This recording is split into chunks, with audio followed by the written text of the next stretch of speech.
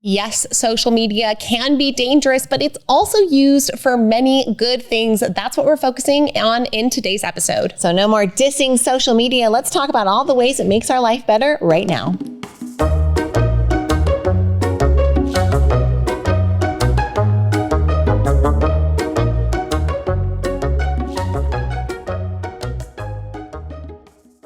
One of our proudest business accomplishments is what we've been able to do with Squeeze In franchising. The Squeeze In is a breakfast lunch restaurant featuring the best omelets on the planet, and it's been around for almost 50 years. And now you can have a Squeeze In your community. We've seen how this business transformed our families, and now we are so excited to offer this to families around the country to see how this little restaurant might change their family and their community. If you're wondering how to set up your adult children for legacy and success through a small business, then the Squeeze In is an option we urge you to consider. Come find out more about Squeeze In franchising at squeezein.com. You're enjoying this episode on Angel Fenix Productions Podcast Network. To explore a complete lineup of quality programs and media production services, head on over to angelphoenix.com or like our Facebook page at facebook.com/Angel Fenix Productions.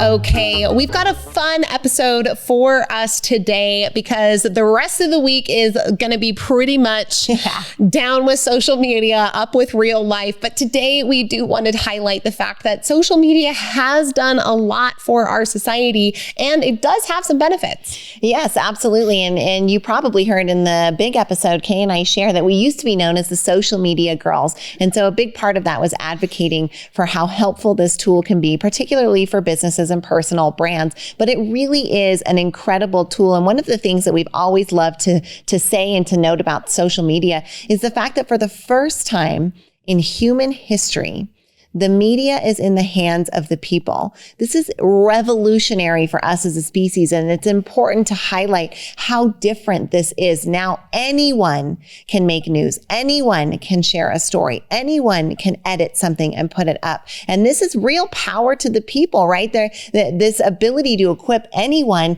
with the ability to post something, to share something, to say something has completely revolutionized how we share information and access information. And it really is and should be empowering that the power is in the people and not in the very select elite few. I think that we saw this really explored beautifully with the Me Too movement in 2018 as women started coming out, sharing their stories around sexual harassment and sexual assault. And the Me Too movement over the last 4 years has led to a lot of advocacy for women in a big way. And it could not have accelerated without that hashtag Me Too that came through social media. The power of the activism through that particular campaign was really around the stories. And because stories are out of the media's hands and into the people's hands, there was an outpouring of millions, if not billions of women who were coming forward and saying, this is a real problem and it has to stop now. Now we see people using social media to take down people who are engaging in sexual harassment or assault in a big way. And it's changed the narrative and put the power into, I think, a lot of women's hands. Yeah, we saw the same thing happen with George Floyd, right? Reigniting the Black Lives Movement and being able to bring that media and the power into the hands of the people and not allowing a dominant ideology filter to get a little bit social science on you there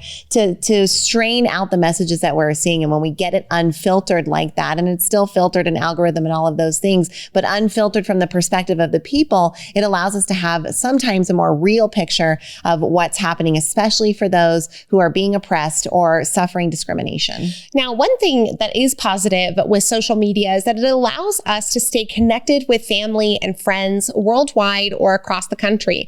I know that Shyla and I have an international family. Hi, family. We love you so much. In fact, our third highest listen in countries is from this tiny country called Mauritius.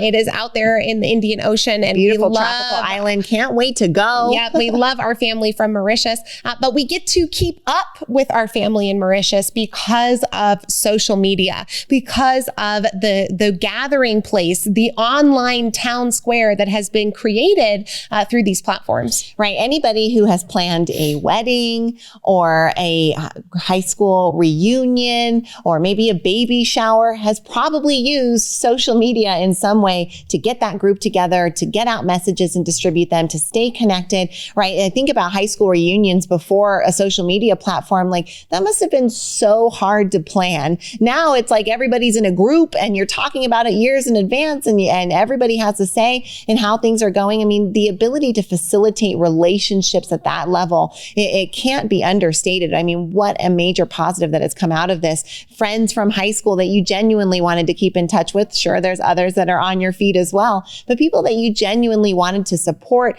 to encourage, to keep in touch with, you can now just simply through a social media platform. It used to be much, much harder for us to stay connected as a populace. Finally, one of the things that social media affords us is a variety of content, where traditionally we would only be exposed without social media to the likes and interests of the people around us. Social media allows us access to the likes and interests of literally billions of people. So you might not know that you love cottagecore and cottages until you get on a cottagecore TikTok and you realize, hey, that's a style I really vibe with.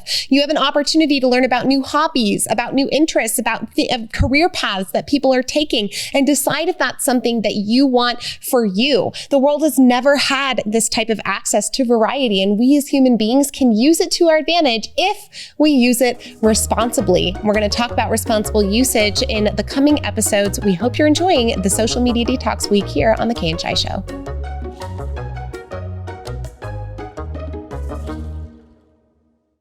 This podcast was a production of Angel Phoenix Productions. Explore more episodes of this show or other great shows on the Angel Phoenix Podcast Network by visiting angelphoenix.com. The views expressed in this show do not necessarily represent those of Angel Phoenix Productions or its advertisers, and may contain language that's unsuitable for younger listeners.